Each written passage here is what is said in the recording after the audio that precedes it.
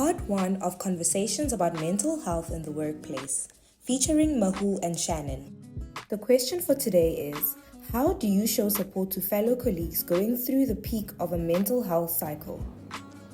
I think on the topic of mindfulness, it's also important to be mindful of your colleagues as well. If you're the colleague that's going through something, maybe your fellow colleague is also going through something. So if you go to them to talk and maybe they're not in the best place of mind as well, it's important to know not to take things so personally. For example, if maybe you greet someone and they don't greet back, maybe they're having a moment. Everyone, like Mehul said, everyone goes through, they process differently. So it's important to just not take things too personally as well. I think I would like to just add on to that from the perspective of someone who's there to hear someone out.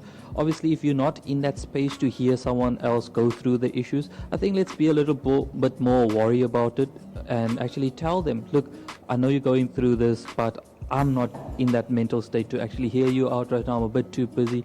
Just so that you don't just sit there as well and you're listening to them, but you're not actually paying any attention. I think that also affects them quite a bit. So if you're not in that state to actually hear them out, let them know that, hey, Shannon, I'm sorry. I get that you want to talk to me, but right now I'm a bit too busy or I'm not able to hear you. Say everything to me because I've got my own things going on. I think it's a really important thing to have that open communication back and forth. So it's not like I'm always here for you, but it's not like I'm ignoring you as well.